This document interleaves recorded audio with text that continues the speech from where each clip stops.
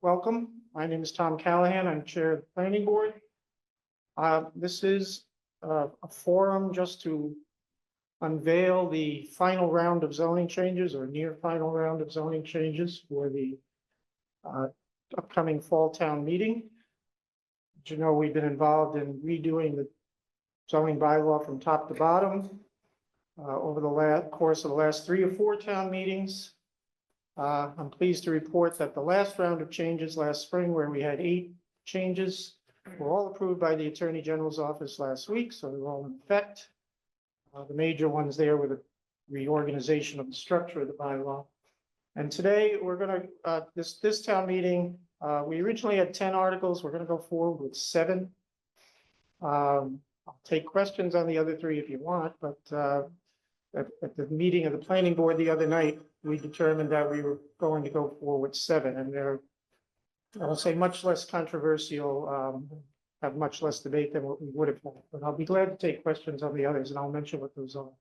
But first, this meeting was posted as a public meeting of the planning board, so I will ask the planning board to do an alphabetical roll call and stand up and introduce yourself. Again, Tom Callahan, chair here. Clark Brewer here. Amy Glassmeyer here. Kevin Hyde, present. Pradeep is our new associate member, and I think online, I'm told Deirdre Hobson is our other member who's on the Zoom. So again, we've been going through this for at least 3.5 years now since we started the process. The bylaw had not really been looked at in a comprehensive way since possibly as long as 1986. It was well overdue for changes. We've done it in pieces over the course of the town meetings. Everything has been passed by the AG's office so far. And after these 7 articles, we will have at least looked at every article in the bylaw and looked at it, whether it needed some changes or not. So tonight, let me just jump right in. I'll put them up on the screen if we can. And what we'll do is after each article, anybody has any questions, we'll take questions after each one. I'll start with people in the room, and then I'll go to people who are on Zoom. The first article, actually, the first 2, and we're calling them Planning Board 1, Planning Board 2. The first 2 involve our wind and solar energy bylaws. These were passed years ago, the request of the Alternative Energy Committee when it was set up.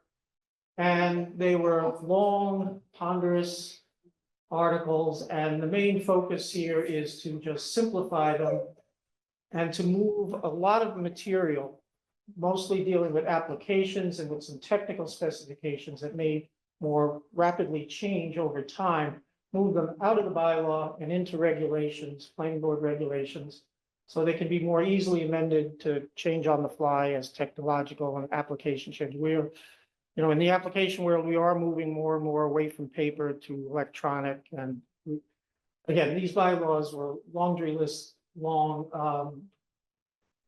Substantively, they're not changing. Substantively, what's being moved into regulations is not changing. It will just be moved. Regulations also have to be passed by a public hearing that the planning board conducts, but it can be conducted at any time during the year once you notice the hearing.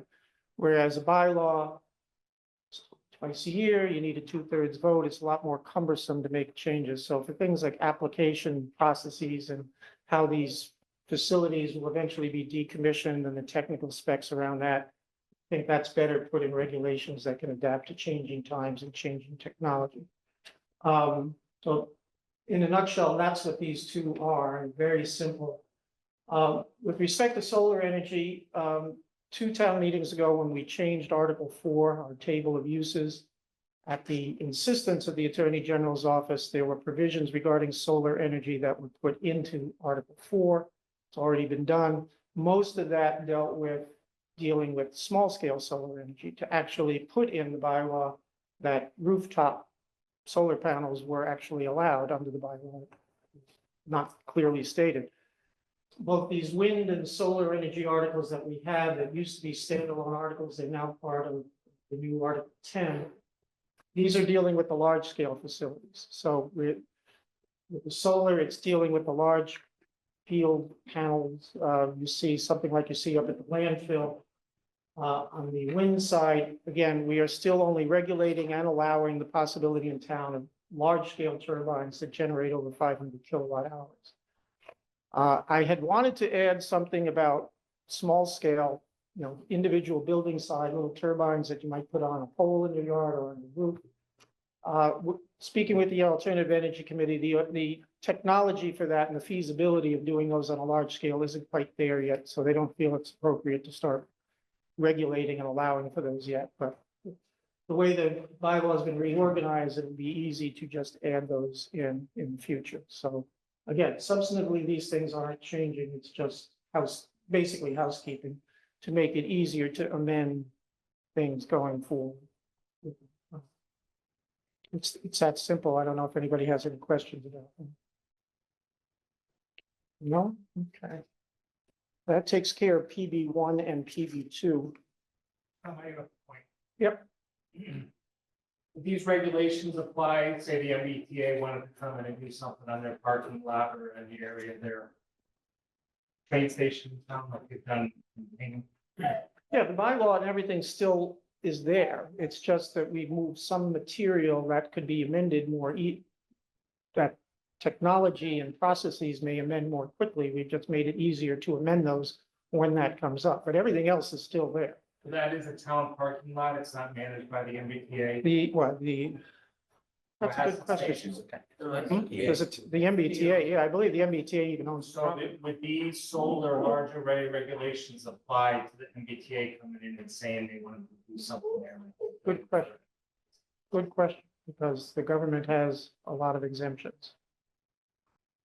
The town one, well, we specifically zoned to put it up on the landfill, but other than that, similar with town buildings, they're not specifically regulated by zoning bylaw. Why we have buildings and residential, school buildings and office buildings and otherwise residential districts. So I'll say that the safe answer is probably no, it's not regulated, but if they decided they wanted to put a solar canopy over the parking area, I'm not sure anybody would object. It's maybe not objecting in the right word. We have a say in how it looks and how it's designed and pluses and minuses with it. As a town, community or not.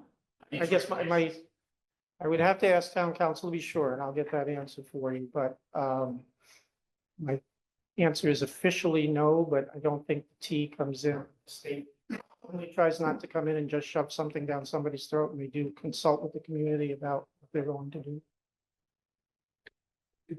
I don't know if they did in Hingham. I'm going to assume they did in Hingham. Yeah, I'll ask that question. Good question. Okay, the next one, we're taking some of these out of, the way I wanted to present these at town meeting and the way we first thought about them. They're in a particular order from PB1 to PB10.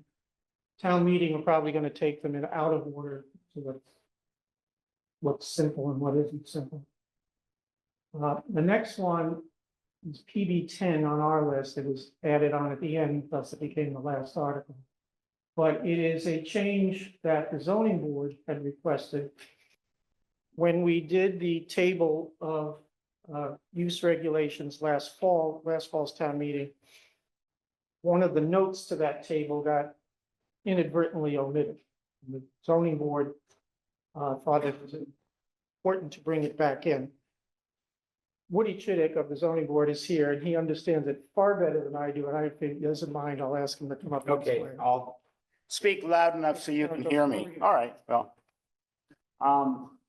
What this really does is create an exception for very narrow roads. Cohasset has typical roads that are about 50 feet wide, plus or minus.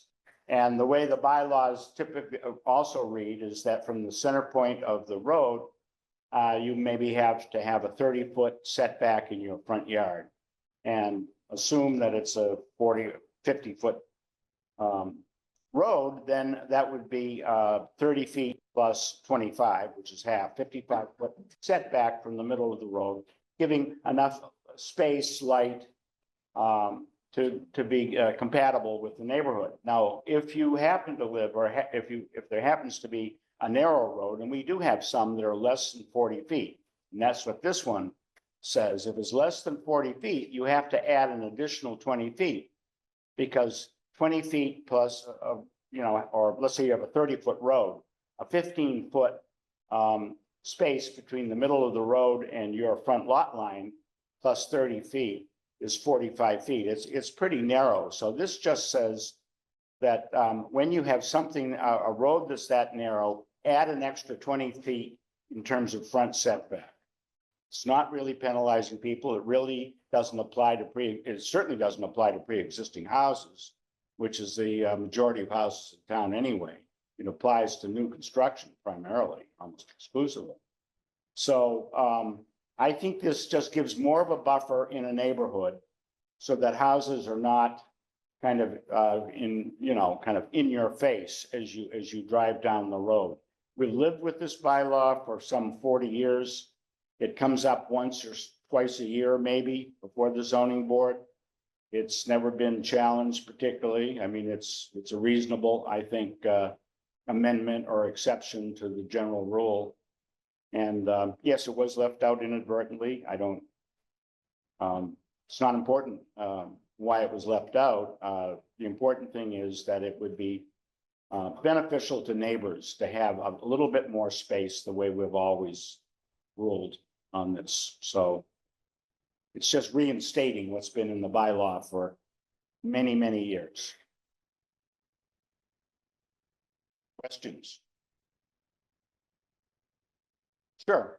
What happens if you have the reverse? Say you're on a street where all of the houses are close to the edge of the street. We buy one and we tear it down and we want to build now. You're not in keeping with the character of the street, because you have to be pushed back. Well, not necessarily, because there's another section of the bylaws that say your setback can be, if you're eligible, can be the average of the house on either side of you. So you have a house that's set back 30 feet. I have a house that's set back 10, and Charlie or somebody or Tom comes in with a house that he wants to build. It's 30 plus 10 divided by 2. So Tom gets a 20-foot setback. So it's in keeping with the character of the neighborhood. We see that especially along Summer Street and places like that. I don't know where you live, but I mean, that's not important. What is important is that, yes, you can comply with the character of the neighborhood. You don't have to rigorously move your house back, way back, and everybody else is kind of nestled out front. Excuse me, Woody, also with her example, if you tear down a house, you're allowed to build at its existing non-conforming units, in the setback that this regulation would have. You're allowed to build in the same place. In fact, if you really Oh, yeah. want to, you can get closer with a special permit to the property line. So for an existing house, this really wouldn't have an effect. It's really just for new house. Yeah, I would say, and I'm sure there's an exception to what I'm about to say, but I honestly cannot remember a situation where we did the opposite. Somebody was, let's say, 15 feet from the front, and for some strange reason, we insisted that they move back 30 or 40 feet. I mean, I can't remember it ever happening, at least in the zoning board. Sure. So it says that this would apply on streets with widths less than 40 feet. Less than 40. How many streets in town are over 40 feet? Many of the streets in town are over 40 feet, North Main Street and, the main streets and things of that sort. I honestly don't have a tally. Think of 40 feet in terms of right of way, not paved, Oh, yes, I'm sorry, right of way. not pavement. But, my street, for example, was laid out in the late 60s. It's 40. It gets, well, for Cohasset, it's mostly grass, not sidewalks, but yes, it's beyond the pavement. Pavements are usually 20 to 24. Yeah, you have a buffer. I can't literally. No, but most roads are laid out to 40 feet. Yeah, and I can think, there are, and as Tom says, many of these roads, have lawns or grass, or I can think of a couple of situations where there are walls actually built in the right of way. We don't make a big deal of it typically because it's not harming traffic or the neighborhood, but Tom is right. An example of when planning board did a subdivision off of Black Horse Lane. Black Horse Lane would be an example. That is a small pavement and small right of way. Also, get that meeting, we have that meeting. Well, it's not readily at hand. I mean, somebody would have to go through the town. You'd have to go up, Roads you'd have and- to go up to Dedham to the Norfolk County engineering maps and look at all the layouts of all of our streets. But we must have 400 or 500 streets in town, so it'd be, I can Quite a assure, job. I can assure everybody this was truly an oversight because the meetings of the bylaw committee, discussions with Judge Cutler, who was helping us write this particular article. We didn't discuss this. This was clearly an oversight just in drafting and, something that is rarely applied. The zoning board thinks it's important to have back there for those rare circumstances and. and So we usually, look at this as housekeeping. yeah, and usually it's a common sense resolution. We point out, the zoning board, point out to an applicant that, look, you're encroaching on this bylaw. It's new construction, not a pre-existing, as Clark says. Can you move it back 5 or 10 feet? Most people say, yes, of course I can. It's not an onerous provision, but it does protect. Anybody else? Anybody online? No? Okay. All right, so that one, again, more in the nature of just housekeeping to clean something up. So we don't do it like that. Or undone. The next article that we'll deal with is what we call PB3. And this was a amendment to our floodplain and watershed protection district bylaw, which is now section 9.3 of the bylaw. The state has come up with the state came up with a new model bylaw for this, and they want all the towns to comply with it. When we fortunately got a grant from MAPC, they're actually online and can answer any questions, but this is really, there's nothing really significant here because our existing bylaw was pretty close to the model bylaw, so there's very few changes, and I don't know if you can go through it, showing. Maybe you don't see it here, but, well, you'll see the underlines and cross outs. When you'll see that text in the warrant, and you'll see it here, very few changes. Our bylaw was in better shape than we thought it was in comparison to the state model. So it really just becomes a housekeeping article just to bring it completely in line with the new state model bylaw. And substantively, it's not changing. What's the floodplain and watershed is an overlay district over certain parts of town. It's to protect, further regulate construction within a floodplain or within the watershed. Certain uses are prohibited. There's a special permit. You have to go through the other safeguards to make sure that you're not harming the ability of the floodplain to do its job, or you're not harming the watershed. So, again, very simple changes and really fall under housekeeping because, again, nothing substantively is changing to this at all. So, if anyone has any questions about what the state required, MAPC is here to answer any questions.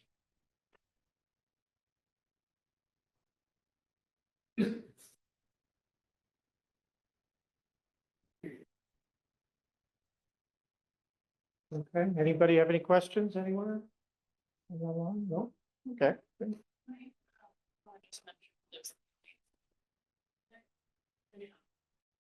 Oh, okay, yes, people on Zoom, if you don't want to be brought on to the screen to ask a question verbally, you can also use the Q&A function at the bottom of the screen and put in a written question. Sandra will be monitoring that. I'm sorry, I'm remiss, I didn't introduce our town planner, Cassandra Thayer, who's here tonight. Does a great job for us. Peter has a question Here, yes. or a statement. It's hard to say. Again, You just came- Just say, It just came. popped up on the She screen. popped up on the screen. off.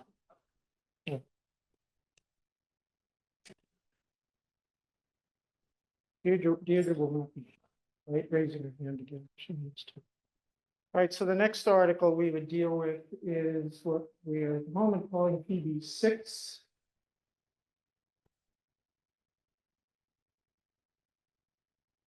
Get that up there. This has to deal with accessory dwelling units. We dealt with accessory dwelling units last fall.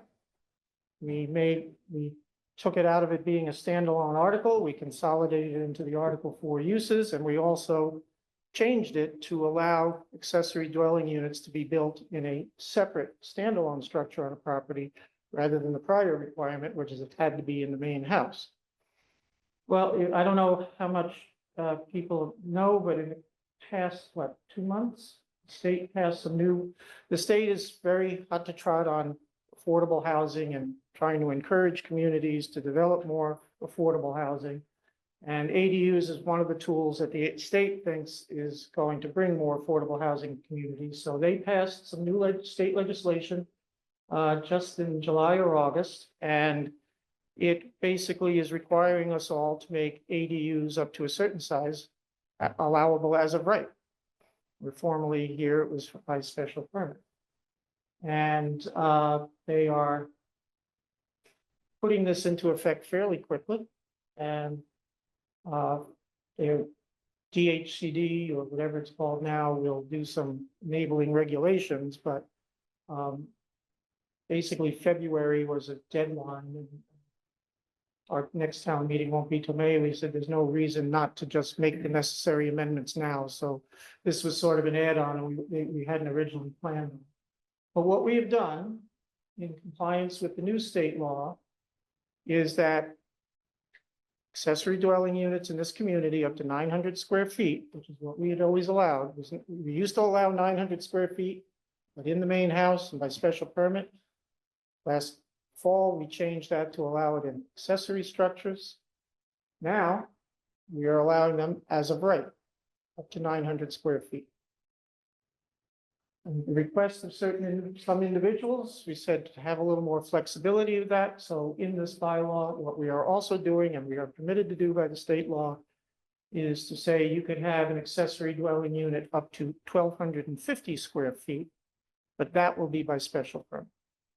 So we are going to allow the ones we've always allowed and that we expanded to be allowed last fall, as of right, in accordance with the new state law. But we will also allow slightly larger ones up to 1,250 square feet by special permit. And that's really the essence of the change here. And we will be in compliance with this new state law. Probably one of the first communities to get into compliance by changing their bylaws. So that's it. I don't know if anybody has any questions about it. Where do you go? Okay. Yeah, sure. I'm gonna stand up. Yeah, I have no issue whatsoever with the changes that have been proposed here. I think ADUs, in addition to being affordable housing, also allow people of my age and some of you younger people here to age in place. If you're in a rather large house and everybody's left, flown the coop other than your spouse, you may not need all that space, but you would like to protect your equity. You would like to live in that neighborhood. And so another virtue, that's just an editorial, but I think another virtue of ADUs is that it allows people to age in place and perhaps rent the rest of the house to a younger couple who are looking to get established or caregivers or whatever. So I think it's a great bylaw and I'm very much in favor of it. I've got two concerns, and they're both pins, and I'll explain what a pin is, but they're legacy provisions carried over from when the bylaw was first proposed and endorsed back in 2003, I think it was. And that was kind of onerous. And there were two caps put on the number of ADUs at that point that you could build a year or build. One was no more than 10 special permits could be granted in any given year. And two, if ADUs ever, probably never, but if they ever reach 10% of the housing stock, there's a freeze on new ADUs. I'm not a lawyer. The latter, I'm a bit concerned about because I think that could fly in the face of the state mandate to make it a lot easier to add ADUs. But what I can say is that the first part, no more than 10 a year, prior to that bylaw being passed in 2003, and since then, a number of unpermitted ADUs have morphed in town. There are many. I know of 20, 30, 40 that are not permitted. And I think some of these people are going to want to permit under this more reasonable bylaw for questions of title and just to be on the safe side. And to put a cap on 10 ADUs, and I think it's the large ADUs, isn't it, Tom? That's got the 10 I'm looking. a year. I believe it is. I think you could have a backlog of 40 or 50 people with ADUs coming forward, wanting to permit these, make them, completely legal and above board, and you could stymie the creation of new ADUs in this town for 2, 3, 4, 5, 6, 7 years going forward. I think that is not healthy for this town. We know the expense of real estate, so on and so forth in this town. I think I would like to do without or do away with the no more than 10 a year. Go ahead, Amy. Could this particular issue be handled as a regulation? What- For a one-time moratorium to clear out the pre-existing. Two things about this. Number one, we addressed this at length with Mr. Chittick last fall.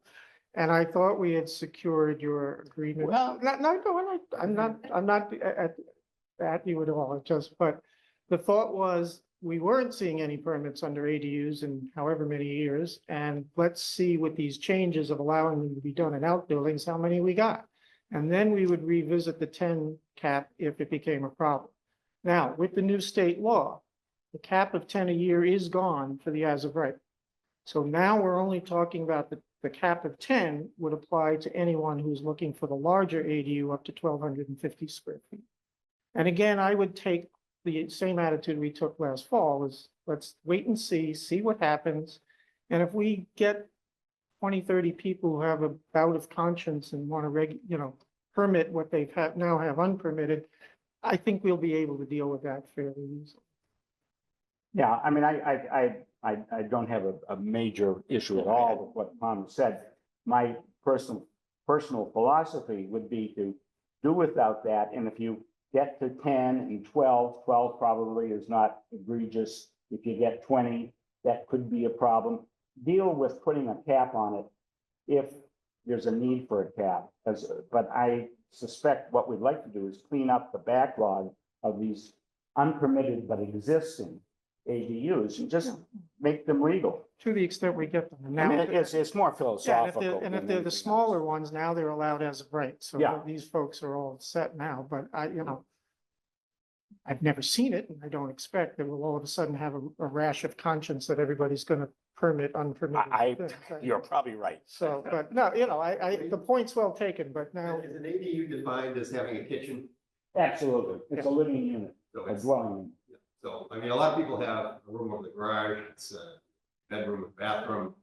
But until you put in a kitchen, it's not really an ADU. well, I don't know. It's the law's a little, I know, a little I don't vague think, on that one. I don't think they, Promote the garage. no, but I think they don't live in town anymore. I won't say names, but I knew somebody who had a room over the garage for a father-in-law, and describe it maybe as a kitchenette. I would describe that as an ADU, and it was in an outbuilding, so it was illegal at the time. It's legal now. It can be made legal now. And if it's under 900 square feet, which I think it clearly was, it's as of right now. So it wouldn't be a problem now, but it's a dwelling unit. So what constitutes a dwelling? It's not Being defined. clean, feed yourself, Something to add to that, Cohasset in their bylaw has a quite generous guest house. that's allowed, by right. And a lot of these units that I think that Woody's talking about are currently guest houses. They may be deed restricted. And as guest houses, and they, could be converted from the guest house status to an accessory dwelling unit. And that way, the owners, instead of just having them available for guests that come to visit, maybe it's in the summer, grandkids, that they would be able to rent them or live in them themselves, in the future, as opposed to holding them as just for guests. Yeah, just to clarify what Clark is saying, when he uses the term guest house, that by the bylaw has to be not for rental. It's gratis and typically family members, because you're not gonna, just give part of your dwelling away for that. Go ahead. Aren't the selectmen separately thinking about short-term rentals? Yeah. That's a whole different area of regulation that's actually non-zone. But Clark is right. These exist, whether you call them guest houses or just unpermitted ADUs. I mean, I'm not gonna. No, and it's not me, but I know a lot of people. So I won't go there. What's the limitation on square footage for a guest house? What's the cap? I don't believe there is. There Not isn't. in our bylaw. So like that, to follow up on that, the 1,250 square foot cap that there would be allowed. How does that number reach? By taking a look at a couple of other towns that had slightly more liberal square footage, and that seemed to be a norm. 900 certainly by law, and then some of these were somewhat larger, feeling that my wife and I wanted to move into part of the house, wanted a family room, a bedroom, you can get to 1,250 relatively easily, but 3,000 feet would be too much for a lot of people. Yeah, I mean, let's remember, we're a town of primarily single-family zoning as our most suburbs. So the whole idea of prohibiting these a long time ago in the first place is we didn't want two structures, two equally large major housing dwelling units on a single lot. Most suburban towns prohibit that, always have. So now the ADU comes along, okay, we'll start allowing two residences on one lot, but we're gonna limit the size of one of them, so we're not getting carried away and changing the entire character of the community from a single-family community to a more Yeah, if any of us in this room were going to build a dwelling, I can promise you, I mean, a dwelling for ourselves or whatever, almost inevitably, it would be greater than 1,250 square feet. That wouldn't, probably not be economic, actually.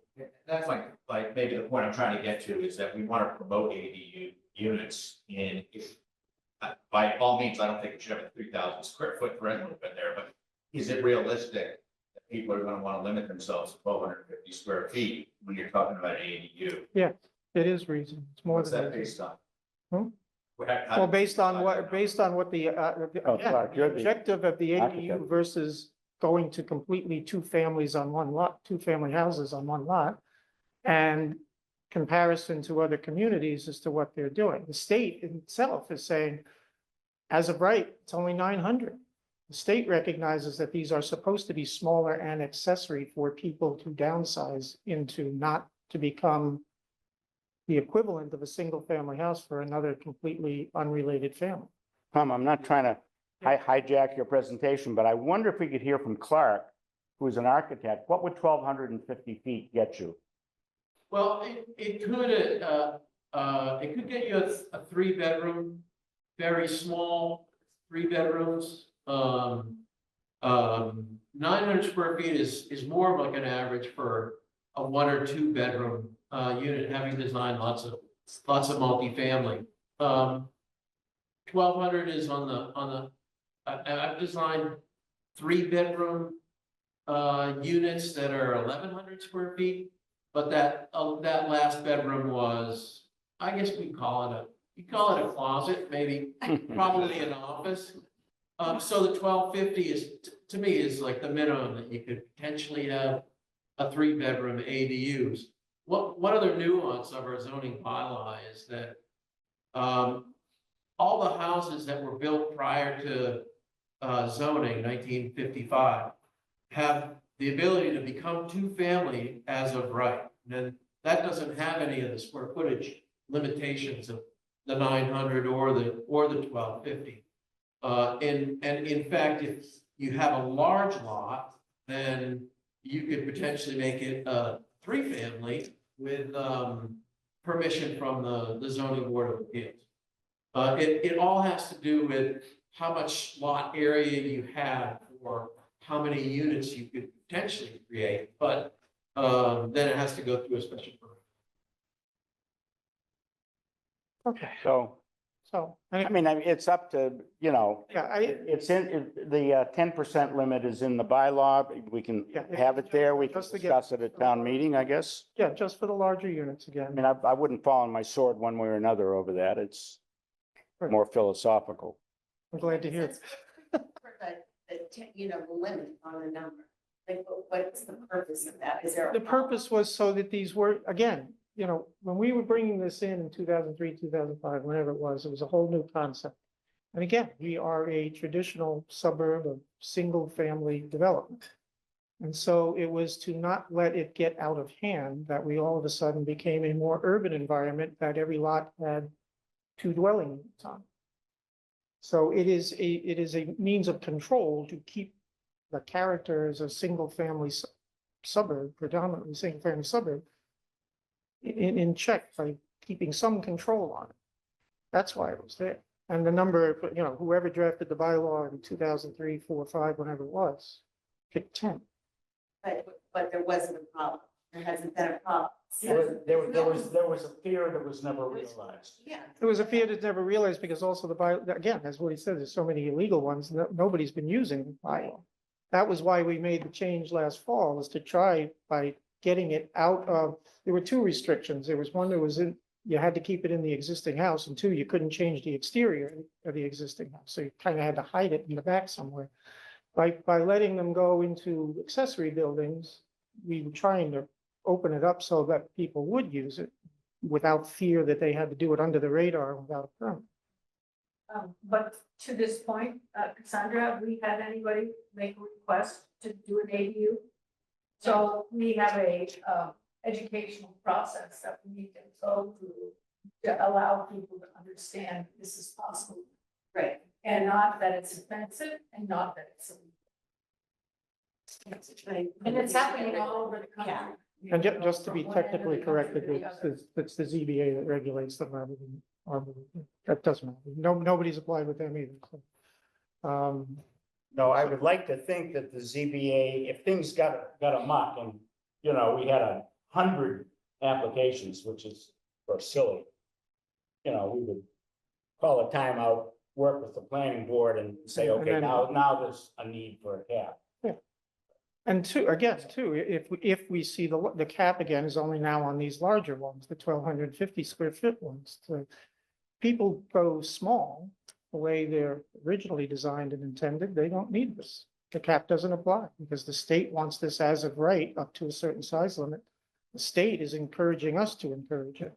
And, you know, I will just say here as an aside that get ready, there's going to be more things coming from the state. I mean, we've had the MBTA Communities Act within the last couple of years, this, and I'm sure they're cooking up other things because they are really pushing suburban communities to try to create more affordability. The urban communities too. I mean, this applies to everybody, but they are really pushing us, and I suspect we'll see more. We'll see more top-down mandates from the state rather than us being in control. So anyway, that's what, while we're in control, these are the limits that we think are reasonable for the town of Cohasset.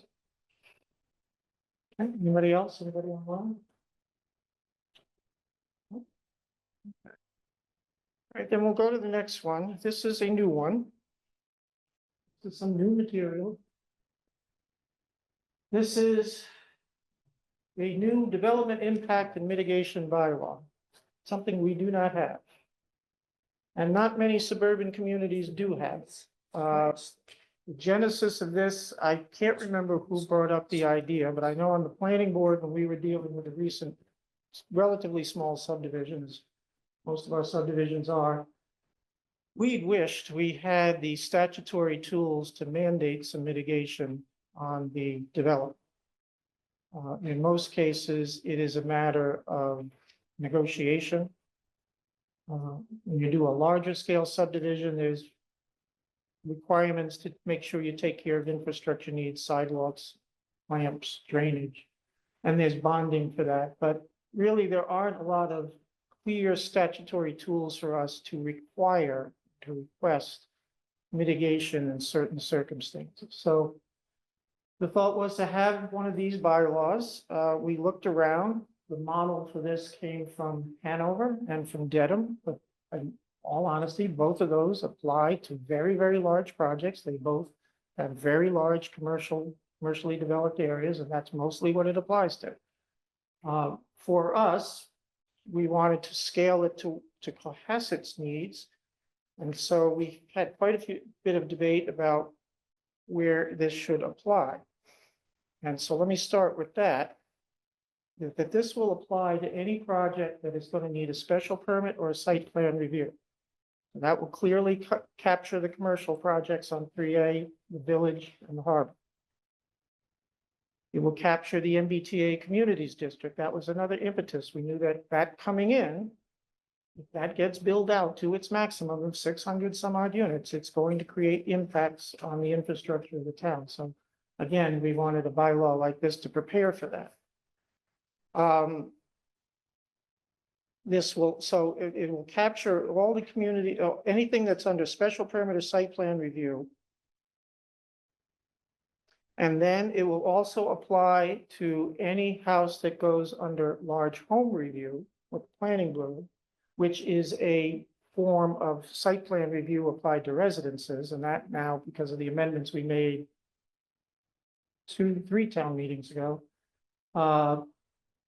that applies to any structure that's over 4,000 square feet in size. And then we are also capturing subdivisions, residential and commercial subdivisions that are more than 3 lots. Now, we do not see a lot of large scale subdivisions. The one I referred to on Black Horse Lane was 4, although the property at the end of Black Horse Lane is split between 2 owners and they're each developing. So one is developing without the use of the subdivision control law. And so there's going to be 8 new houses up there eventually. At some point, possibly as many as 10. So even though a 4-house subdivision is tiny compared to some other communities, we felt it was significant enough and that location was significant enough that it would be nice to have the tools of mitigation. Now, the tools are not mandatory, they're discretionary. So the planning board may request mitigation. They may impose mitigation. It will be very case by case. So with the large home review process, which usually is just dealing with 1 house, I can easily envision situations where there's not going to be a significant impact. You're going to not need to build a sidewalk. Might need to do, you're already going to be in permitting with Concom about drainage issues, need to mitigate drainage, but I don't want everybody to get in a great fear mode about that, but there was a lot of sentiment on the planning board about developments that have been going on in certain parts of town where they're not part of a traditional subdivision under the subdivision control law. 1 or 2 lots being developed at the same time, possibly by the same developer, and they're causing impacts. And this is up in the north end of town. There's been a lot of blasting up there. And there could be an impact when you have multiple houses being built, or sizable houses being built. You're bringing in heavy equipment, you could adversely affect the quality of the roadway and tear up the pavement. And there may be tools today, litigations, the big one to dealing with that, but this would, in part of a permitting process where we can capture it in some kind of permitting process, say, okay, what you're doing here may cause this impact or is going to cause this impact. And the planning board said, we think you should be prepared to mitigate this by doing this. But it's really the larger scale projects and really anticipating what's going to happen with our MBTA district and what continues to happen in the village and the harbor that this is really designed to deal with. But it will give both the planning board and the zoning board, when something comes under their jurisdiction, some tools to actually be able to legally and statutorily request mitigation for certain, for impacts that a large project causes. And the impacts are those that would affect infrastructure, loss of historical resources, environmental resources, utility capacity, things of that nature. One thing, before anybody asks, what we cannot ask for mitigation for is the impact of added school children. We simply cannot do that by state law. We can only deal with material things, non-human things such as infrastructure, environment, utilities, things of that nature. A common thing that may happen is now that the town has a sidewalk fund, is that a developer may be asked to contribute to a sidewalk fund. In the case of this Black Horse Lane subdivision, it would have been beautiful if they could have built a sidewalk from their new houses all the way out to Summer Street. So even if we had the power to ask them to do that, we couldn't legally do that because Black Horse Lane is one of those roads with a very narrow right of way, so there's no ownership of the land to make it, for us to compel them to go over other people's property to build a sidewalk. But we could have, had we had the tool, asked for a contribution to the sidewalk fund. And that'd be an example, probably a very common example of how this will be used in the future. What we did get in that subdivision was a contribution to the future paving of the old part of Black Horse Lane. We got an estimate from our town DPW, and so we have some money banked away for that, for the inevitable impacts that the added development is going to cause to the old part of Black Horse Lane. But that was by negotiation. And then, it would be nice if we had the tool to say, yes, you will do this, and you will contribute to the sidewalk fund. You will contribute to repaving the roadway that you're going to tear up during construction, that sort of thing. So this is a tool that, again, it's going to be rather unique for a small town like ours, but we think, to protect the character of our town, we should have these protections, particularly since, again, looking at the MBTA communities district, we could be facing some very large scale development. That's something we haven't really seen in this town. We want to be prepared to have the tools to deal with it. That's that one in a nutshell. So we hope everybody will support that, despite the fact that it's new and different for a town of our size.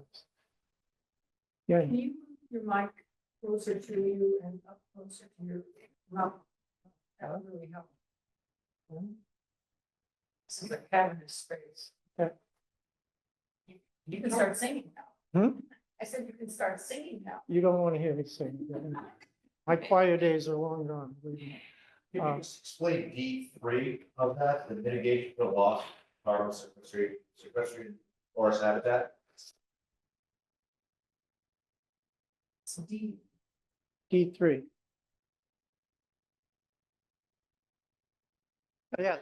Yeah, I wish town council was here because that's something she drafted this, we gave Talked her. about it the other night, Tom, Hmm? and I believe she was gonna combine that with something else, so that didn't have the global warming, climate crisis. Yeah, I think, Our introduction, so it was a different animal. yeah, this was a longer paragraph when we were looking at it Wednesday night. I thought it was the second part of it, but it came from she had found it in the town of Milford, had something of this sort. So we already have, like with the Concom and the stormwater regulations, if you are disturbing more than 5,000 square feet of land, which isn't a lot, you have to go through a Concom process about the drainage and the runoff and all of that. This would deal more too, that if 5,000 square foot or better, you're clearing a lot of forest habitat. It may be a significant habitat, just the loss of trees is not a good thing for the environment overall, but that we could say, you need to do something about this and you need to mitigate this. And it's not necessarily saying, no, you can't do this. That would be in the permit itself saying, no, you're not gonna get a special permit. We think this is too harmful. But say, contributing again, do we now have a tree bank too, as well as, we have a tree bank. I believe council said this kind of overlaps with Concom's It jurisdiction. does. And why don't we take it away? Get rid of it, because I've raised the question, because the language is like, the hell are you talking about here? Yeah, Is that what you remember, Tom? well, I think it was the second half of this paragraph we were saving and getting rid of this first half, but we'll clarify that, but Okay, that. Remind me. that was the thought behind it. And if it, again, what Clark's bringing up is that we discussed that if Concom's already dealing with this, why duplicate that? We don't need more fingers in the pot, But the thought behind it is that if you had a significant enough area being disturbed, and you're losing tree canopy. Now we have a tree bank, make the developer contribute to it. And, we compensate for that somewhere else in the community. I think it said you have to replant it, and I could be wrong, but 2 times the amount of forest land that's taken down.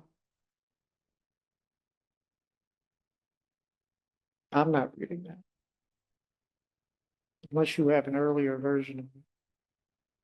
All right, I'm putting a question mark here, and I'm glad you brought it up, because Clark's right, we discussed this at length last Wednesday night, and I thought it was coming out. But that's the thought area behind, and again, that's what Concom is doing. Concom is trying to compensate for these impacts to the land by making you do certain things to make sure the impacts are coming off site. One of the next sections will be land alteration, and we also talk about. I'm sorry, I can't. One of the next sections will be land alteration that we are talking about, and the amount of trees that can be taken down is addressed in there as well. Well, yeah. I believe that she wanted to kind of have references back and forth at least, kind of more combined at that point. Brigitte is referring to the next article, which is our existing land alteration bylaw, which also deals with the subject of clearing and putting limits when there's new construction on how much lot clearing. So we'll get to that in a moment. Can anybody else have any questions on this one? Yes, Woody. Oh, you knew I knew you would. If we could go to B, section B up here. My concern is that it's wording, it's not the intention. But the wording, if you look at it, is You that. love to challenge the lawyers. I know, and so this is really for town council, I guess, but any new construction to develop land, not a bit of a problem. But then, now here's what gives me a problem. Goes on, in addition to or expansion of an existing use or structure that's subject to a special permit. Well, if you've got a non-conforming structure or a pre-existing non-conforming use, it is subject to a special permit if you wanted to expand it or change it. And that would run absolutely counter to chapter 40A and our own section 8. I wonder if there's a way to improve the language so it's addressing conforming structures and or new structures and There was some discussion on take it away no, from wait, the non-conforming side. non-residential. I don't think you can have, you can't really have 2 sections of the bylaw. I don't think personally, just a quick, I mean, Carolyn drafted this. I'm not trying to dump this on her, but she needs to, it's a good question to ask her. I don't think that they conflict necessarily. And this is why we talked about this bylaw is going to be applied by both your committee and mine. And so you're dealing with a non-conforming structure, it has to go through a special permit. You may decide, you're dealing with a single house, so the same thing we're going to be looking at a large home that's going to go through this is this addition significant? Is it going to cause something that requires mitigation to town infrastructure or adversely affect town infrastructure? Right, but the way that the enabling law, 40A and case law concludes is that there's one test, it's rather vague, so it's expansive, but is it's significantly more detrimental to the neighborhood. It's not historic, I mean, historic and everything else is not a criterion that we can apply in the zoning board. It's just, is it significantly more detrimental to the neighborhood? Yeah, it gives us some flexibility, some breadth. It's a subjective standard. We all know it's a subjective. But standard. it's somewhat subjective. Right, but then this says, well, if it's not more detrimental to the neighborhood, but it's going to tear up the street to build this thing. Or require relocation of utilities or something. You may find that it needs some sort of mitigation, or if it's gonna tear out a And bunch that of takes trees. it out of the zoning board's purview, frankly. Well, We don't have that authority, this is but giving you that. So all But I'm That's suggesting right, you is- don't have the authority to ask for somebody to mitigate the adverse Right. impacts of their project. This is what we want this for, is to give you that authority, as our board. well, okay, if that can be done, but But I'll ask maybe you could Carol, ask town council. Yep, if- yep. Just to avoid any conflict with section 8. That's all. I don't have any problem with the principles that you're endorsing. For those out there who's not inside, involved in That may inside seem baseball on the nitpicky, bylaw. but Article 8 of our bylaw deals with non-conforming structures, and we have a lot in this community, either non-conforming to lot size, house size, setback, something. Normally, you cannot increase a non-conformity, but if you want to make an addition, not making the non-conformity worse, you have to go through a special permit process with the zoning board. And the way this is written, it would be captured by this provision, which would allow the zoning board in an appropriate circumstance, it's a discretionary power, to request mitigation if that addition was somehow adversely impacting town infrastructure. So, council's All right, comfortable, yep. okay. I take it when she writes things that, Special permit I'm sorry. process. That's worth looking into as a part of the public hearing for the zoning article with the planning board. Yeah, but as far as the planning board, we deal with special permits certainly in the village. The zoning board deals with special permits in the harbor, and almost every project, well, yes, every project in both places have to go through that process. On 3A in the commercial, we may or may not have to go through special permits. We certainly go through site plan review. We should be looking at those. Those are the bigger projects. And there are things that have already been permitted in the village and in the harbor that perhaps, had we had a bylaw like this, we could have been a little bit more demanding for something. One Pleasant Street voluntarily is redoing the sidewalk in front of it. Didn't have to, but this would give us the authority to say, yes, you do. And, the harbor, the hotel project or the condo project in the harbor. Again, there are a lot of trade-offs. There's public benefit, there's private benefit there.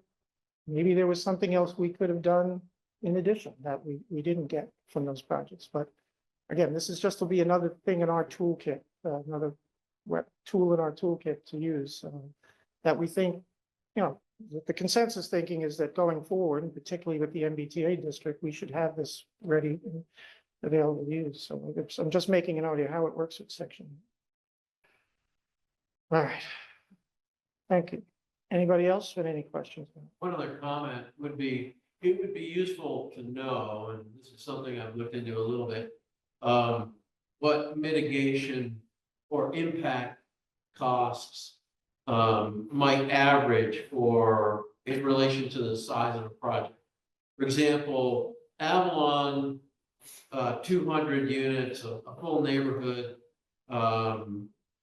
provided mitigation money for sidewalks and whatever the cost of signalization on 3A. They tried to get the state highway to agree to. Whatever that number is, it would be useful to know if it's 2% of project value, if it's 1%, 5%, something so that it's not a bottomless or without a top hit of additional costs on the developer end, and that we in the permitting boards know that there's a certain range that we wouldn't want to go above. And certainly this came up as a part of Morris Lane, Mhm. what the mitigation cost is relative to the overall project. It would be useful to have a And target or a range or a maximum. if we do that, I would suggest we do that by a regulation so that it's more easily changeable with the times and with costs, Not a because. bad idea. No, because the Hanover bylaw, one of the problems with the Hanover bylaw is it does set out dollar limits for traffic mitigation and for sidewalks and roadways. And if I recall correctly, in one of my complaints about the developer for Black Horse Lane was they were throwing those numbers in our face. And then our DPW director says, well, that's not what it costs per linear foot to repave Black Horse Lane. The cost was far higher. Now, this is going back to the wind and solar thing. Hanover, to change that, has to go to town meeting and change a bylaw and get a 2/3 vote to change out-of-date dollar figures that they put into their bylaw. So if again, the bylaw itself is not capping us. We would have to add a provision that we can pass regulations if it's not in here already. But that's how I think we would deal with that. If we want to cap ourselves, we don't trust ourselves to be reasonable. That would be the way to do it, because then if, today we say, all right, the cost of paving a roadway is going to be, I'll just throw $10,000 per linear foot. And then, 5 years from now, it's $25,000 per linear foot. And that's exactly what we found in Black Horse Lane. They were quoting us a number that was way out of whack to what current costs of paving costs. So, Yeah, I was just thinking a percentage so that nobody gets beyond their skis. yeah, I hear you. And on the developer side, that they're not scared of working with Cohasset because, they could be thinking 10, 20, 30% of project cost, and I'm that's not, unrealistic. well, personally, I'm not worried about that because our reputation is largely the other way. I'll tell you that. But anyway, that's not a bad idea, but it should be dealt with a regulation. I agree with the regulation. Yep. And we talked about So I'm just making several it, areas within the bylaw that, Yep. that would make sense. but we want to be able to deal with changes in the marketplace with that on a quicker basis than town meeting. So when you say add that to the regulation section. So the idea behind the regulation section is so that we don't have to go to town meeting and get a 2/3 majority to make some changes, right?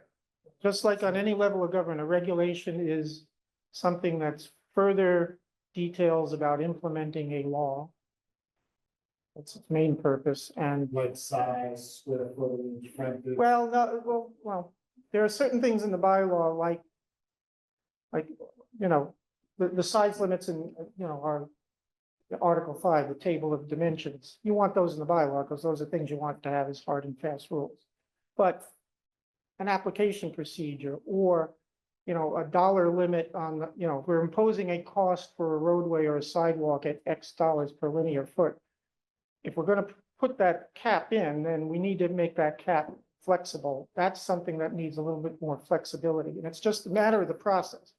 A regulation is still going to go through a public hearing process, so the public will know about it. People can comment on it, people can oppose it.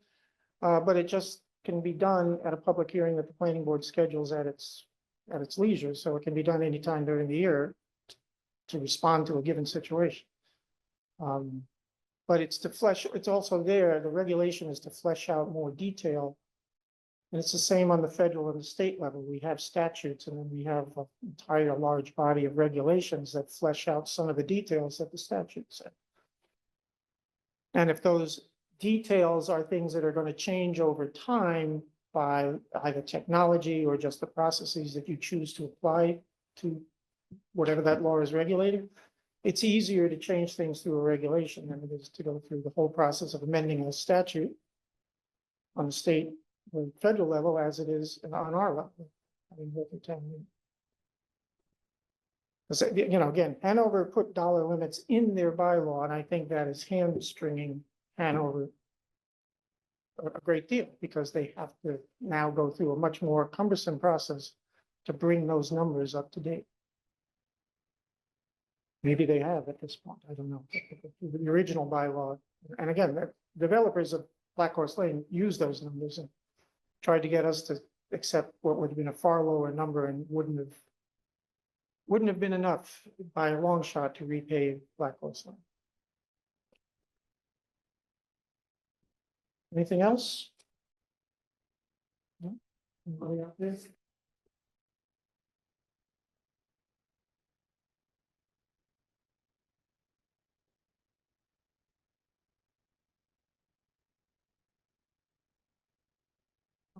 All right. Well, then the next one, and it will be the last one that we're planning to present at this point in time, is what we call PB4. It's the amendment to our land alteration bylaw. Land alteration is something that came into effect in mid-2000s for the first time. Our town, as well as everybody else, had something called an earth removal bylaw. We passed it in 1969, I think. It was a bylaw mainly designed to prevent basically quarrying of properties, to scooping material off a property, take it off site to sell it, reuse it. Back from study of our never passed 2004 master plan and the citizens group at the time, we thought it needed to be made a little broader. It was characterized as a ledge protection bylaw. That's how we were selling it. It's always been sold that way. Because Cohasset, one of Cohasset's unique geographic features in comparison to towns around us is our visible ledge all over town. That's what makes Cohasset Cohasset. So at the time, back in the mid-2000s, there was and proposed, and it's since been built, a driveway blasted up the ledge on Beach Street. You can all see it today. There were those of us who thought it needed some protection. So eventually this bylaw got passed in one form. In 2017, another citizens group that I was part of tried to amend it, tighten it up a little bit. And the current version came out of that as a compromise that was passed the following year in 2018. And what we're trying to do here is, one is housekeeping, is to make the article a little simpler and flow better. What is it regulating? Clearing, grading, ledge and earth removal. What's exempted from it? What's the process to get a permit to do it? The compromise that came out in 2018 had all kinds of references to assessor codifications of land. Confusing, not usually used in a zoning bylaw. Want to take that out. And so just organizationally, this is somewhat simpler than what we've had before, but still regulating the same targets. The clearing of land, and then earth removal / ledge removal. The earth removal part still is incorporating the old earth removal bylaw. You can't go in and quarry and just use a land to go sell material somewhere else. Preventing quarrying going on in town. The ledge removal has always been, since this bylaw was created, designed to protect what we define as exposed ledge, that ledge that you can see, because that is what provides the visual quality for the town of Cohasset. It has never regulated what's under the ground. And what it has regulated, though, with ledge, so let me get back to, so clearing, we're not changing any of the limits in clearing that we've had in this bylaw for years. So basically, if you have new construction, you have such a percentage that you can use for the main structure, such a percentage that you can use for other impervious coverage of the lot. And now there's a limit on how much of the rest of the lot you can clear.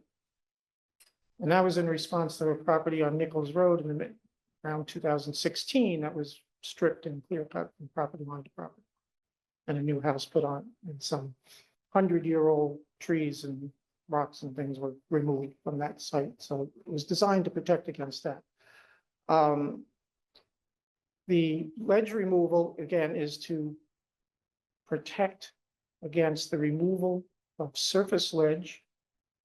The exemptions from that is you do not have to get a special permit to remove surface ledge if it is for the main structure, if it is for the utilities, and if it's for the accessory structures. lots of exceptions. What these changes are going to do is take away some of those exceptions. One exception is it exempted small lots under 18,000 square feet. 18,000 square feet is the minimum lot size you need in our smallest district, Residence A. So if you have a virgin lot, Residence A, and you want to build on it, you have to have it, it has to be at least 18,000 square feet unless you're subject to some form of grandfathering. And now, under the changes here, that lot would be subject to this bylaw if it has visible ledge on it. The other exemptions we wanted to remove are those for the outbuildings. And we have some examples, you know, as more, what's left to develop in Cohasset is more marginal, I guess is a word. We all have seen blasting going on all over the community. Those of us in town government get complaints about it. You see things, posts about it on Cohasset 143. There is a poster child of a property right now down by the ocean that's being developed. Blasting away and clearing a lot of the lot. It's a very large house. And that house is exempted. So there's going to be a lot of ledge removed from that site. And again, the subsurface ledge was never regulated, so you need to remove subsurface ledge to build a house, fine. It's the surface things that we all can see, which gives Cohasset its character. So you'll still have the exemption for the main structure, you'll still have an exemption for utilities, you won't have the exemption for the automatic exemption for your outbuildings and driveways, pools, tennis courts and such. We added a definition to distinguish between an attached garage and a detached garage. An attached garage being considered part of the main structure and then subject to the exemption. A detached garage is an accessory building and it wouldn't be. Now, does it mean you won't be able to remove ledge to build these things? No, it doesn't. It just means that you won't be captured by this bylaw's special permit process that has always been there.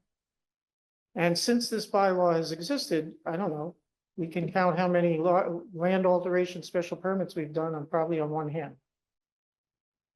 The exemptions are such that a lot of the clearing of exposed ledge and blasting that we're seeing are just not getting captured by a permitting process. And permitting doesn't mean no, it just means it needs to be reviewed. And it needs to be reviewed and justified, talked about with the neighbors. Everybody in the public gets to see what's happening and not be surprised and been calling everybody up in town hall, what's going on with the blasting in my neighborhood. So that's the impetus behind these changes. And this, again, we have not seen a lot of permits on this. We'll see what this generates. It's sort of like the ADUs. Let's see what happens by making this change to give a little bit more protection to the community as a whole for what we were trying to do here in the first place, which was to preserve that unique characteristic of Cohasset as much as we possibly can. We also added a provision that in the one planning board permit, at least since I'm on the board, we did one on Howard Gleason Road, and they were taking a small patch of exposed ledge and remove it so they could put a pool house structure on it. They came up, the homeowner and the developer came up with the idea, but you know what? The ledge is close to the surface. We'll expose ledge in another part of the lot that the public will be able to see. So it's sort of like exposed ledge replication, we call it. And in the wetlands bylaw, that's what happens. If you want to fill in a wetland, you are usually compelled to create a new wetland somewhere else on the property. So we thought that was a unique idea. It's been applied to that property on, well, actually, they haven't. No, even- it is not. They haven't started construction. That was supposed to tear down a house and build all new, so that hasn't even started. But we thought it was a unique concept, so we put it in the bylaw now that it is an option for the planning board to require that if you are going to remove surface ledge, for example, to build a pool or a pool house, you may say, fine. If you have some other ledge that the public will be able to see that is, you know, a foot under the surface, then expose it. And that would be a way to have some flexibility to let the homeowner do what they want, but at the same time, preserving some visual characteristic that makes our town unique. So that's the thrust of what these changes are. So clean it up from a reading and organization point of view, housekeeping, but then the substantive is to is to basically remove some of the exemptions from ledge. Yes. I think I love the idea of preserving ledge in the public view. Yeah. Would it be something to consider maybe when it's not in the public view, say in the center of the lot, having different restrictions in place? Knowing, because it's not really preserving necessarily beauty of town. It's not in the public No, I view. hear what you're saying, but so, under the special permit standard that Woody referred to before is substantially more detrimental to the neighborhood. So the planning board or the zoning board, whoever's doing this, probably well, be the planning board, would say, okay, nobody can see it anyway. It's not substantially more detrimental, you'll get your permit to cover up that piece of ledge that's way out there. That's how you deal with it. You have to make the finding, with a special permit that something is substantially more detrimental and thus worthy of some kind of either avoiding it altogether or mitigating it in some form. If they didn't have the ledge on Howard Leeson, would that still apply? When they were gonna remove ledge? At the time? No. No, because the exemptions are so broad, it's covering everything that somebody wants to build. And so, No, I think his question was, had this bylaw been in effect, would that have? had that bylaw been in changed? effect, we would have had more power of scrutiny over the. What's the extra garage, 3 cars? There was a big garage and a pool house. Carriage, yeah, a carriage house. And a pool and a small pool house. We would have had more scrutiny with the special permit of being able to look at that more closely than we had. But it was something they offered, so. Homeowner or developer offers you something 9 times out of 10 you take it. And we thought the replication concept was pretty unique and it could apply to a lot of properties in town because the ledge that's not visible is not that far below the surface that it could be made visible. Yeah, that's the only concern for town. Yeah, but we're not restricting the main house and utilities, so it's not going to affect. And again, a special permit doesn't mean it's an absolute no. It just means it's going to undergo some scrutiny, give and take with the planning board, give and take with the abutters, what's being.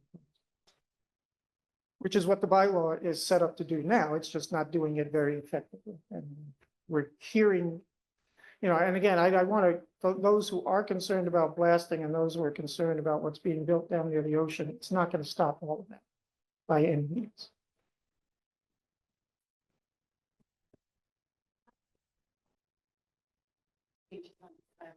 Exposed ledge. Yeah. I know at one point there was a conversation about expanding, out X amount from exposed ledge.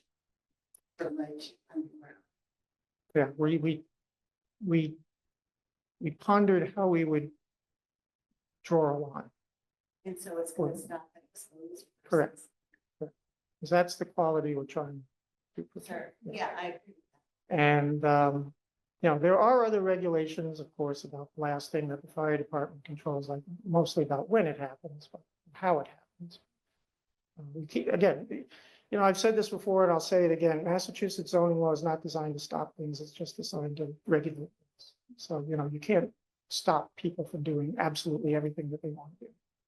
That's simple. But you'd like to, Tom. No, Sometimes. Yeah. Sometimes. I wouldn't have any work if I did, so. We did change the exposed ledge definitions to include in kind of certain. Oh, maybe we did. Oh, I thought my apologies. Brigitte's right. Actually, I think Brigitte insisted it be added. We said extending 15 feet. But I tell you, That's pretty imposing, though, and assuming a lot. I kind of disagree with that. That's. it's tough to, it admittedly is tough to draw a line. Of where it's going to be. Is it going to be 5 feet, 10 feet, 15 feet? How about just exposed? Hmm? Why does it have to extend beyond what's exposed? Why? The Yeah. point with that is we all know ledge doesn't end where the exposure of the ledge ends. Ledge typically goes out in a horizontal position unless it gets to a point where there's fractures or joining in it. And then it may have a vertical feature to it. And that's what makes this town unique, and that actually puts us in this position where these lots that remain are the more difficult lots to develop. And those are the ones that haven't had the first cut of the bulldozer, or the backhoe, or the grading equipment decades or even just years ago be developed at a lower cost than the more difficult lots. Look at what these more difficult lots present us now. It's usually a unique feature. It might be exposed ledge, it might be a topographic feature. And the reason there might be a topographic feature is because there's exposed ledge, and then there's even unexposed ledge that creates that mound, or that topography on that level. And we can all think of some of these areas in town, some of which are preserved as conservation land perpetuity because of their unique sightlines of the Minot ledge, over by the salmon farm areas over there, over by, you go through the gap over towards Black Rock Lane, some of the outcrops there, and homes are built on them, on the edges of them. It's recognition that some of these lots that we have, by virtue of their unique features that are exposed and even unexposed, is what is putting them in front of the planning board now. And whether you draw the line at X feet or X plus feet, we have to go beyond just what we see, but what's making that unite, and that not just what we see, but that lot in its entirety unique. And what are our options to work with the developers, make this something that will fit in with the neighborhood, fit in with that part of town, and work for both the property owner and their rights, and also the people that are going to be living in harmony with them in that neighborhood. Fellow citizens.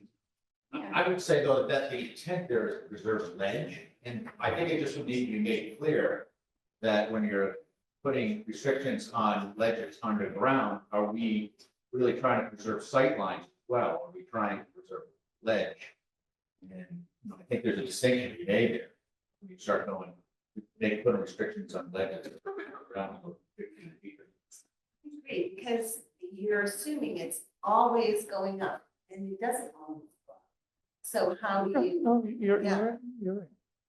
So I don't disagree with trying to preserve the beauty, but I. But it says have it's, a problem with exposed versus somebody. that's- no, but it does say it's extending the subsurface rock formation. So for example, there's a giant rock in my front yard. I think it just goes straight down. The next 2 feet from it, there's nothing, there's dirt. I know, I dug there. So this isn't gonna capture that and say I can't build within 2 feet of my rock, because it's not subsurface ledge that's underneath, it's dirt that's underneath. So it's qualified in somewhat, but yes, the number, whether it's 15, 10, somewhat arbitrarily chosen, but you're trying to overall protect, and Kevin articulated very well, but we're trying to protect this overall integrity of the ledge that we do see as part of a unique characteristic of town, and building right on top of it without covering it, but still building a building right up to the edge of it is not necessarily protecting that visual quality any more than removing it. So that'll get me into the process, just so, this is to run this out to the public for the first time and to get feedback like this. And so, none of these are finished quite yet. Ran a bunch of these by the select board last week. We've somewhat changed the lineup. I am seeing the select board tomorrow. How much of this we go back over again, I don't know, but we didn't talk about the mitigation. We're certainly going to talk about the mitigation one tomorrow. Meeting with the zoning board next Tuesday, the 8th. Thank you for doing a special meeting. And the planning board is conducting its public hearings on these bylaws starting Wednesday, the 9th.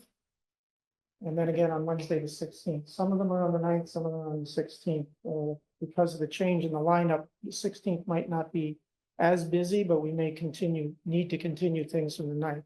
It is after a meeting where we have other things to do. So, we're going to try to, the planning board has to have a formal public hearing for the planning board to make recommendations. We are promoting these articles, but it's very possible that the recommendation of the whole board might be different, and that we'll deal with that when I get at the town meeting. But there'll be opportunities for the public to still have further input. And then, of course, there's always the possibility of amending on floor town meeting. So, crossing out something simple like this is a I simple. wonder if the planning board could make sure that the public can see this proposal. Yeah, people. I just, look on the website and it's not clear how to get to it. So All right. if you can make it very clear and very direct, you have a link to get to this document. Yeah, no, so this, so that you know,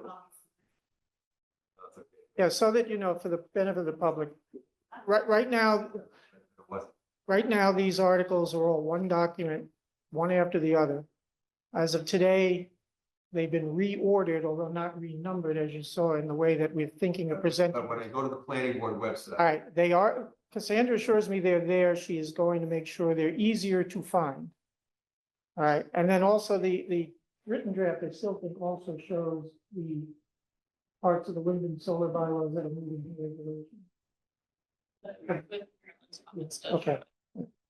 We'll make sure that it's more east side, but when you go to the town's webpage, you go into government, there's departments and there's boards and committees. There's a planning department page, there's a planning board page. You want to go to the planning boards page. So it says boards H to Z. And we're a P, so we're in that one. And somewhere on that site, you'll see on the left side, like, is where we put pending applications. So if you want to see what else we're doing on the 9th with permit applications in front of us, the one on Border Street, or whatever, we're dealing with a couple of interesting ones right now. They're there, and then somewhere on that page, and I'll make sure Cassandra will do it, highlight bold, big. So as Tom was saying, these amendments are on the planning board's page under the active applications tab. That's where all the meeting information is, but we'll post it on the main part of the page. So it's clearly not an active application. Well, that's where all their meeting information goes. Well, but, yeah. But I will cross post it on multiple different pages. It's really, I'm in defense of Cassandra. The active application is where all of our current stuff is going on and where mostly is the only place the public goes to look. But I understand. All right, so we'll take care of it. It is there now and it will be there easier to find. And, I before I came here, somebody on 143 posted about, I hope got onto this meeting. On the planning board page and every board's page is their own agendas and minutes. And you tap on agendas and that's where you find Zoom links. But on the first page of the entire town's website, you go to the agenda button and I think they always start with the select board's agenda, but then everything else is alphabetical. And yes, you'd have to scroll forever to find the planning board and scroll further to find the zoning board. But under the general agenda calendar, you can go to the date and you can go to the board and you can find the agenda and find the Zoom link. And I just found out tonight, we're going to be doing Zoom for the foreseeable future. So unfortunately, but anyway, I do want to mention what we're not pursuing in case there are some people I think I know who are interested in that.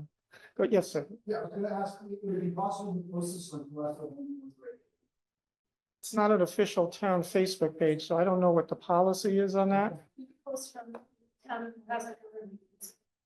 Yeah, we can put it, yeah, maybe put it on the first page of the whole website. Last spring I did with my droning monotone, I did little 5-6 minute summaries of all these on 143. I will bore you with those again, I can assure you. So that's about it though, because it's not really an official government source. We certainly don't want to put public documents on it where somebody might mess with them. Something of that nature. Yes. Are we discussing documents that will be formalized enough that people who read them can count on them, say what will be said at town meeting? Yeah.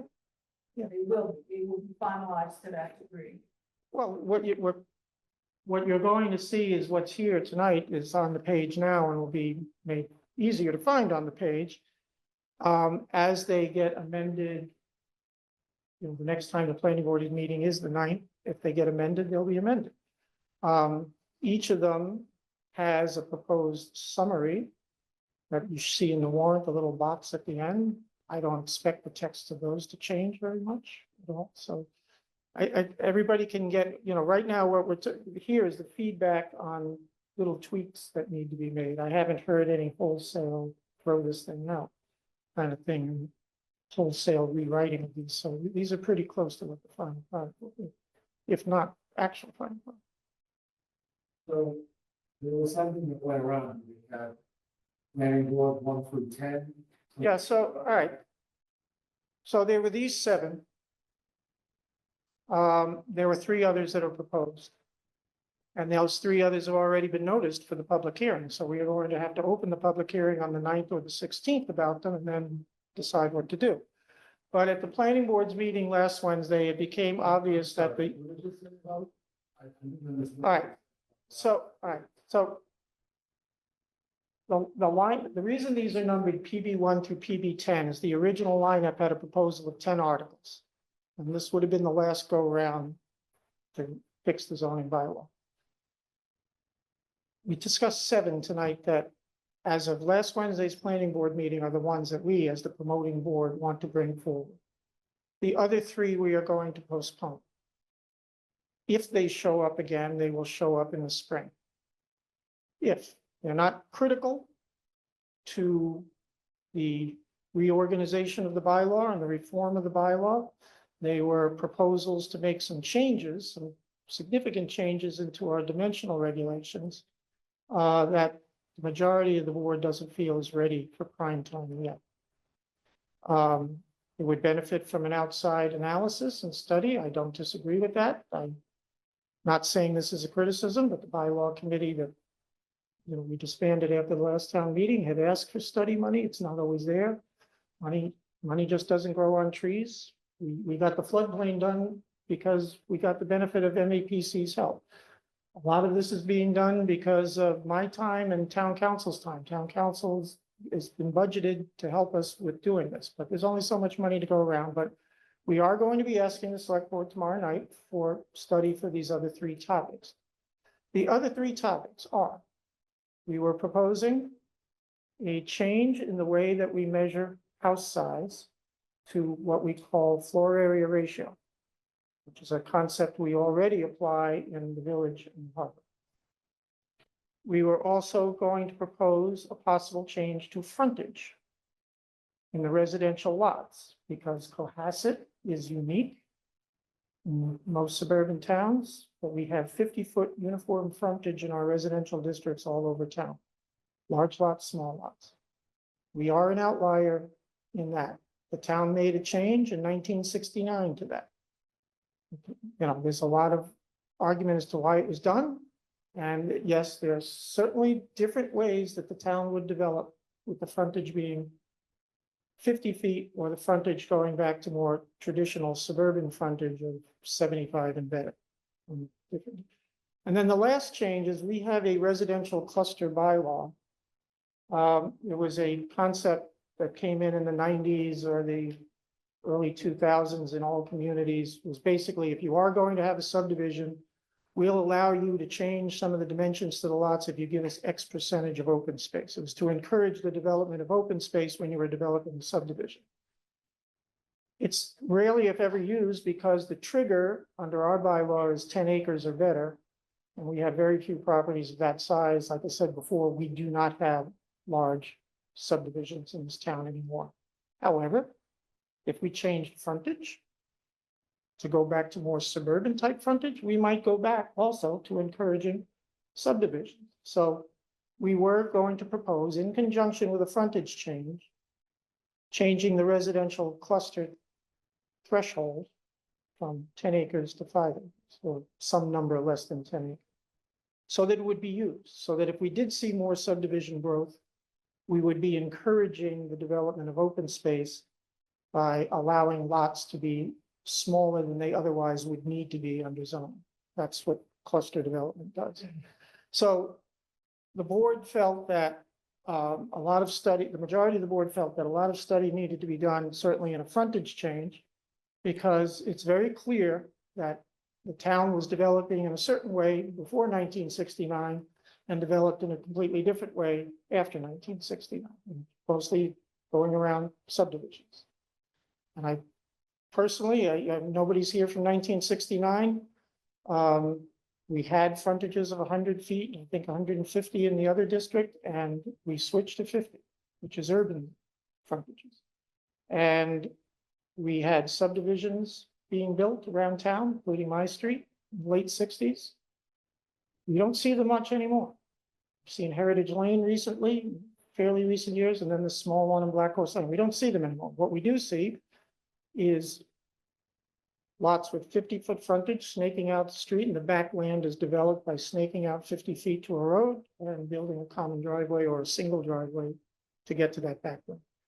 So it's two different ways of looking at how you develop land.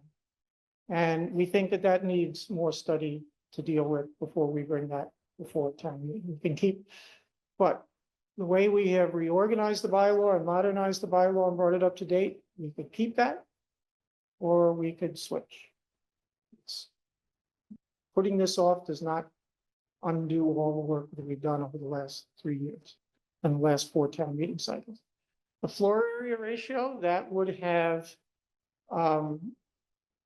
brought in the concept of floor area ratio where it's been called proportional zoning. Actually, the idea came from a meeting I was with the zoning board in 2017. Peter brought up the word proportional zoning.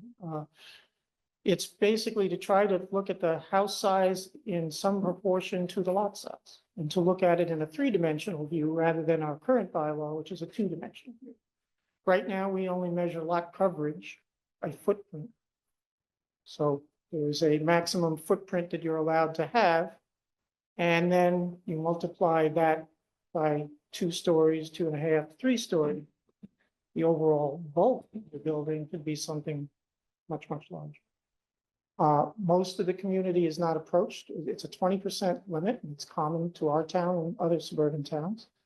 Most of our properties do not approach it, but there is a trend towards building bigger and bigger, pushing the limits of all of our other dimensional limits. That is not verified. So, That is not well, verified. I see it everywhere I work, in my You may personal. see it, but it's All not right, verified. I'm just trying to explain it. We're not going forward, so let me just explain the thought behind it. The thought behind it is to start regulating by 3 dimensions rather than 2 dimensions. When you come up, there would be a formula applied to your lot size, multiplied by such and such percent, and that is the net floor area that you can build on that lot. You have a large lot, you build a very large house. You have a smaller lot, you're building it more in proportion to the size and to the neighborhood. That's the concept behind it. But again, some dissent from my vice chair is that there's a need for more study for that, and I don't disagree that it needs to be analyzed a little further. It is a concept that is applied in 2 towns that we know of that we've discussed, bigger towns, Newton and Brookline, urban towns. We apply it in the village. It's applied more commonly in commercial and mixed-use settings. It would have been a new concept for a town of our size, and we're putting that off to study that further. So those are those 2, the frontage change and an FAR change to FAR, certainly would have been more controversial, more debate. But again, there's more data that's needed for us to bring that forward. So if it comes forward, we would have to first ask the select board to make some money for study available. And then if it is ready to be brought forward to the Springtown meeting and everybody thinks it's appropriate to bring it forward to the Springtown meeting, it would. It might not. And again, it doesn't adversely impact what we've done to the reform of the bylaw, whether we keep what we have or we go with something there. That's on those 3, so they're not going to be going forward. Anybody have any questions, comments? You remember the IT question of the land alteration bylaw? Go ahead. So Virginia Jensen, 542 Jerusalem Road asks, I am wondering if the planning board has considered the amount of days of plastic and shipping. Extended shipping is very concerning to me and neighbors who have lived with far too much of this. It is detrimental to the environment, migratory birds as well. We would like this regulation to be as tight as possible so that the planning board can regulate this.